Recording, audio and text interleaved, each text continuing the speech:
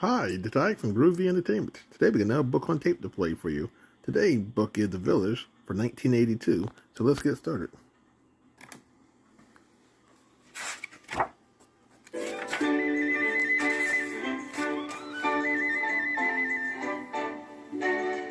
Adventures in Colonial America. The Village. Life in colonial times.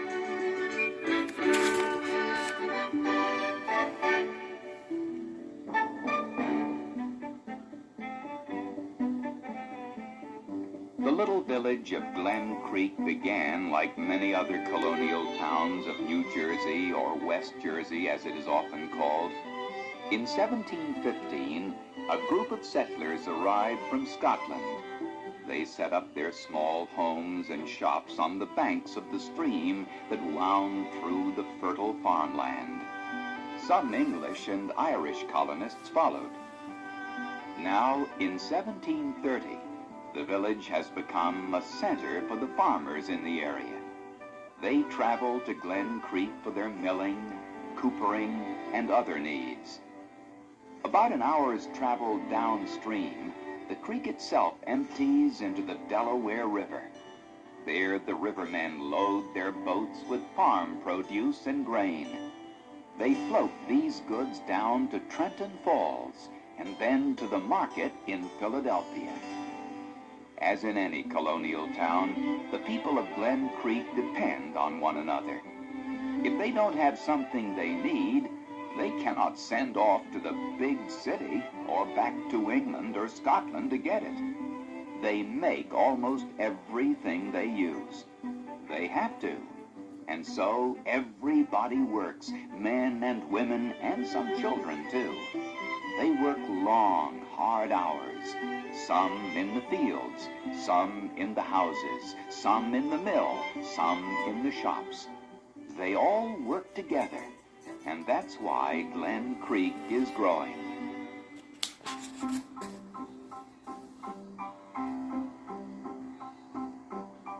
Probably the town's most important business is the grist mill. It was the first business to be established here. Sandy Selkirk picked out a spot on the creek and dammed it up to turn his water wheel.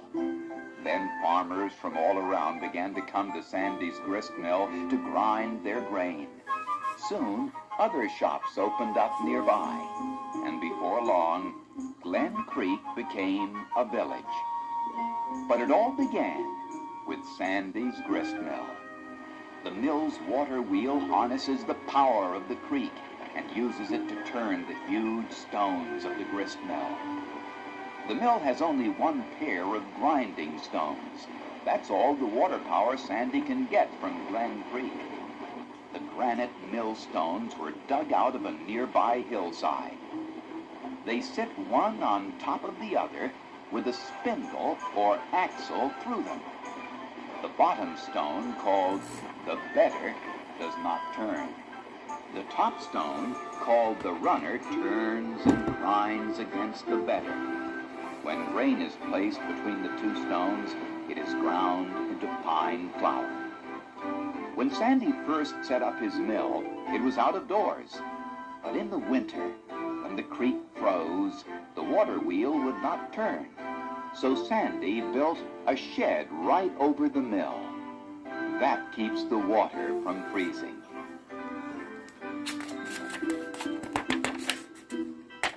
Saturday is a busy time at the grist mill. That's when the farmers usually arrive with their grain. Sandy takes the grain on a first-come, first-served basis. So if two farmers arrive together, there may be an argument over who goes first. The grain sacks are unloaded from the farmer's wagon and pulled up to the top floor of the mill by a pulley. Then the grain is poured into a funnel-shaped box called a hopper. From the hopper, it moves down through a hole onto the bedder stone. The runner stone turns and the grain becomes flour. Like all millers in the colonies, Sandy takes his pay from what he grinds. He keeps 1/8 of the flour or 1/6 of the cornmeal that comes out of his mill. Right next to the grist mill is the blacksmith's forge. Henry Kirkwood, the blacksmith, planned it that way. Henry knew that while the farmers were waiting for their grain to be made into flour, they could have their horses shod at his shop, or they could have a plow repaired or a new axe made. And Henry was right. The heart of Henry's blacksmith shop is the forge. It took him nearly a year to build it. The forge, the chimney, and the hood over the fire pit are made of local stone. At the back of the forge is a pipe for the bellows. The bellows is a collapsible bag made of leather and wood. Henry uses the bellows to blow air into the forge. This makes the charcoal in the fire pit white hot. Henry can make almost anything a farmer needs. First, he heats up a piece of iron in his forge until it is red hot. Then he places it on his heavy iron anvil and hammers it into shape. Each time his hammer strikes the hot metal, sparks shoot through the air. He can make nearly anything the people of Glen Creek need, too. Knives, hide scrapers, hoes, rakes, and even cowbells. But most of Henry's business is shoeing horses. He makes his own horseshoes from iron, and he makes his own nails, too. There are a lot of horses that need shoeing in the American colonies.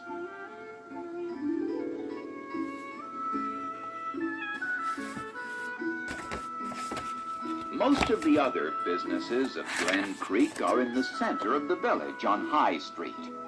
Down at one end is George Trampion's workshop and storage shed.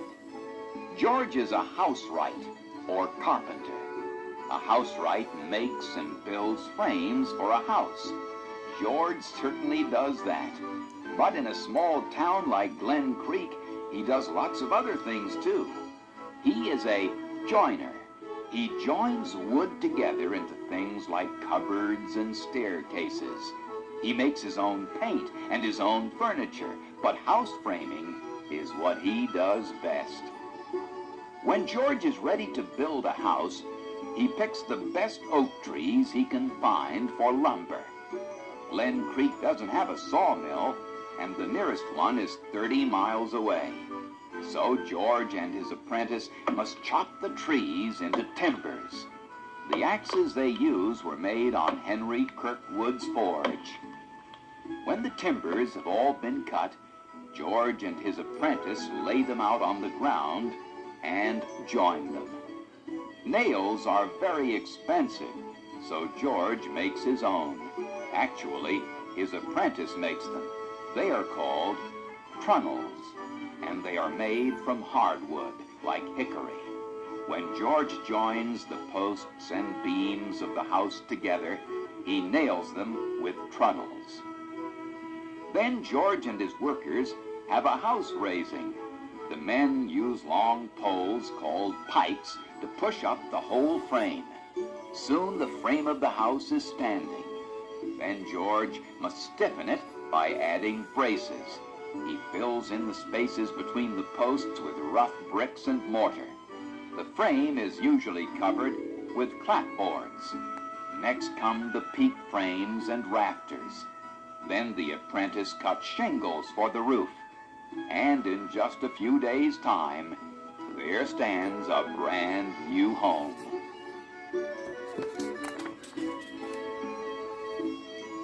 After the outside is complete, George usually does the inside work too.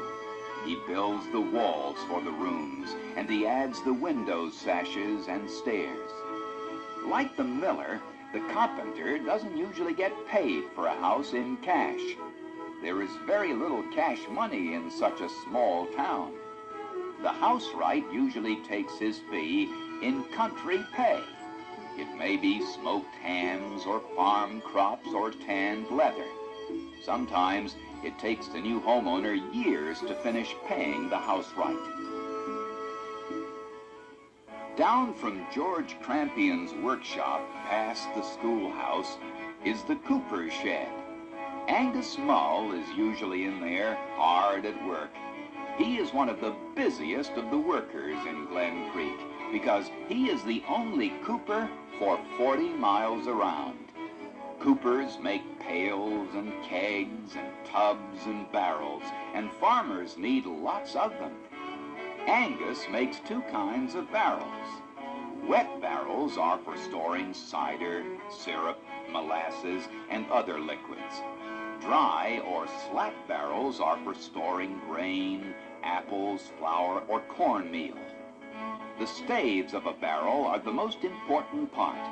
They are the upright pieces. Angus doesn't make his own staves. Farmers make them during the winter by splitting oak logs.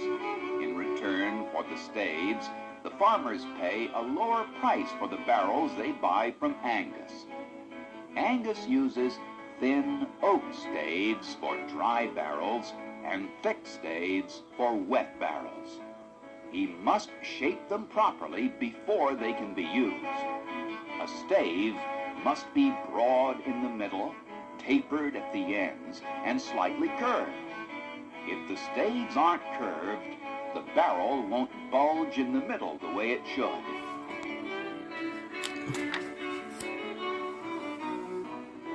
After Angus has shaped the staves, he puts the barrel together. He stands several staves inside a wooden hoop. With a rope, he pulls the staves close and even. Then he drives another hoop over the top of them, so they are forced together tightly. Now the rough edges must be trimmed off and the barrel head put on. Angus makes a barrel head out of two boards pegged together. He draws a circle on the boards and cuts it out with his saw. Then he taps in the head with his mallet, turns the barrel right side up, and it is ready to use. Angus enjoys his work, but he thinks ahead too.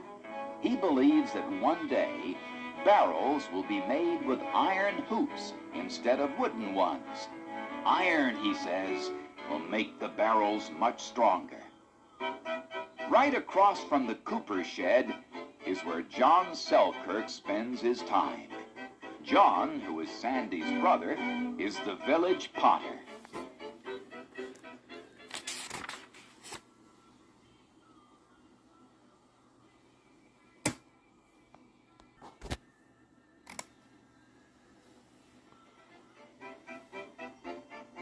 John cannot make the stronger type of pottery called stoneware because that takes special clay and special heating. For stoneware goods, the townspeople must go to New York or Philadelphia. But most of them are happy with John's redware pottery. It is made from the fine textured red brick clay found in the nearby creek bed. You can usually find John in one of two places, digging a new supply of clay or hunched over his potter's wheel. The potter's wheel is a small table attached by an axle to a wheel near the floor. When John kicks the wheel, the table spins. First, John must make sure the clay is clean, free of twigs or dirt.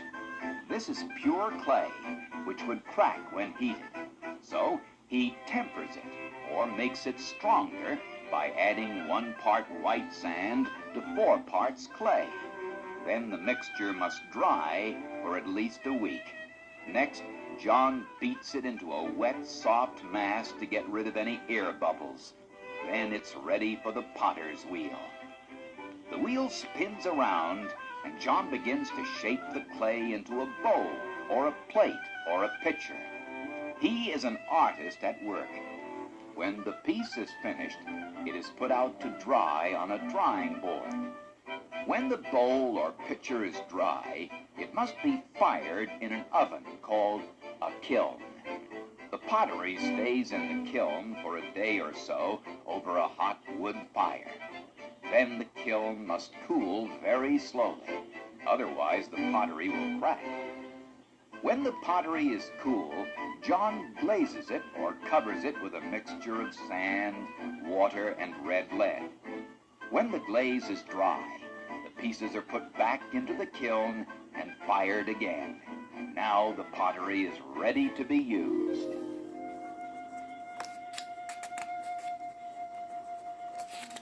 A short walk past the potter's shed is Martha Hamilton's chandlery. Martha's workshop is really just a room in her house, but she is one of the best candle makers in the whole colony. In fact, the traveling chandlers from Philadelphia have stopped coming to Glen Creek. Nobody wants their candles if they can have Martha's. Martha does not have the big candle molds that are used for candle making in Philadelphia, but she is very skilled at her craft. All year long, she saves the fat from hogs, beef, or sheep meat. Then she melts it down in a heavy crock until it is hot tallow. The candle wicks are made from linen. Martha dips each wick into a container of hot tallow. Between dips, the tallow that is stuck to the wick is allowed to cool. Martha dips the wicks over and over again. When they are coated with enough tallow and they are the right thickness, Martha hangs the candles up to cool. Martha Hamilton is always busy. Everyone in the village needs candles. And besides her chandlery, Martha must run her house and tend to her children. Her hours are long and hard, but all of the women in Glen Creek work long, hard hours. There are very few comforts in colonial homes.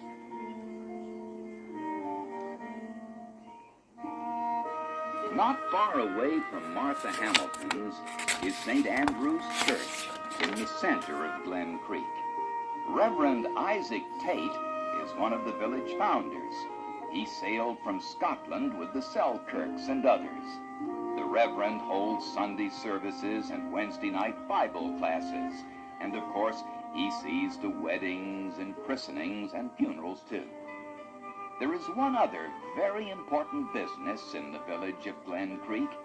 It is Saul Swithin's tannery, about half a mile downstream from the mill.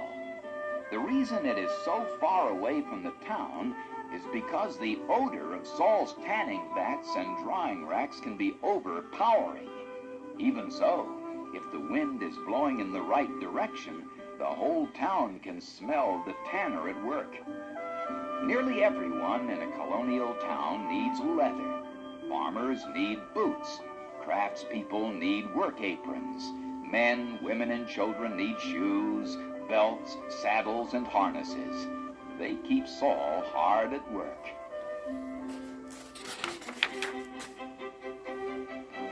There are two kinds of tanners, skin tanners and hide tanners.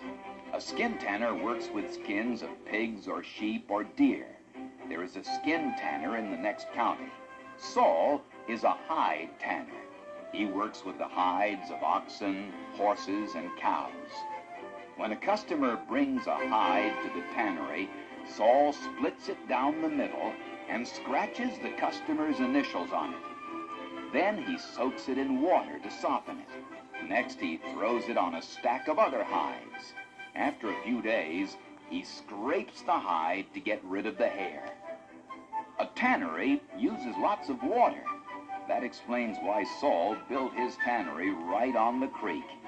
He has 6 large vats which he must fill with water. The hides are put in the vats and tannic acid is added. This toughens the hides. Saul gets the tannic acid from a tan bark mill about 20 miles away. It is made from bark stripped off black oak or hemlock trees. The bark is ground into grains. The longer the hides stay in the solution of tannic acid and water, the tougher they become. For shoe leather, Saul may keep the hides in the vats for as long as a year.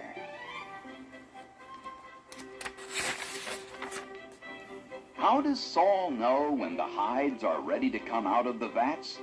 He can tell by touch. The hides must be just soft enough and just pliable enough. When Saul judges that the leather is ready to be used, he takes it out of the vat. Then he washes it in the creek and hangs it up to dry on the racks. He beats each hide from time to time with a heavy stick to make it more pliable. When the leather is ready, Saul returns half of it to the customer who brought him the hide. For payment, he keeps the other half. He may sell it to someone else, or he may use it to make a pair of boots or shoes. You see, Saul is also the village shoemaker. Back in town is Dan Gordon's print shop. All the people that live in and around Glen Creek depend on Dan for newsletters and for each year's copy of the Jersey Almanac.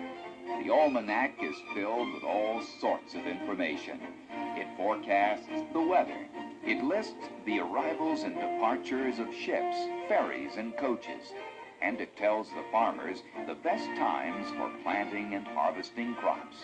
Besides all that, everyone enjoys reading the almanac's collection of jokes, riddles, and proverbs.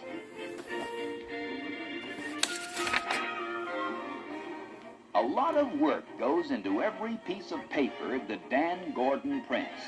First, Dan and his apprentice must set the type. When Dan came to America, he brought his most valuable possession with him, a large, heavy case filled with hundreds of small metal letters. These letters are the type Dan uses to print from. Letter by letter, Dan must set type for each word in his newsletters and almanac. He places the letters in a line in a small wooden tray. When all the lines of type are ready, they are hammered into place in a large wooden frame so they will not move. Next, Dan and his apprentice prepared the printing press. The frame of this big, heavy machine is made of oak. Its moving parts are made of metal. When the trays of type are ready, they are placed on the bed of the press. Dan's apprentice puts ink on the type, and Dan pulls a lever that presses the paper against the type. Then the printed sheet of paper is lifted off the press and inspected.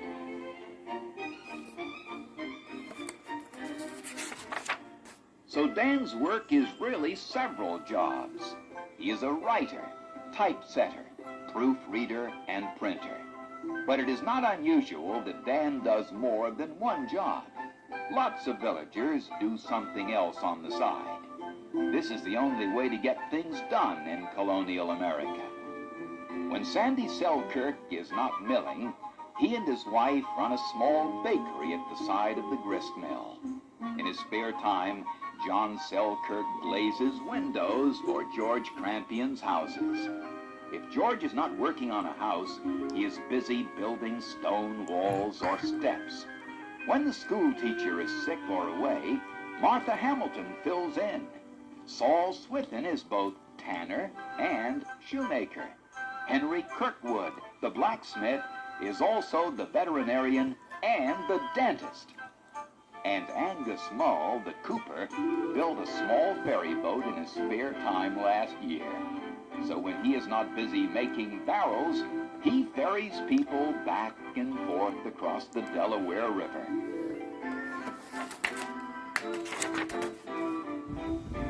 There is hardly a person in town who does not hold down two jobs. That explains why most of the townspeople stop off at Reverend Tate's house from time to time. They are not there for services.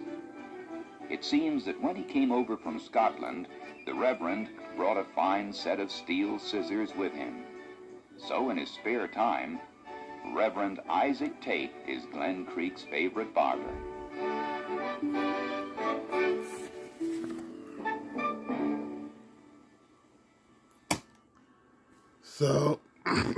So that was The Village from 1982. So please like, subscribe, share, and comment, and have a groovy day. And our next book will be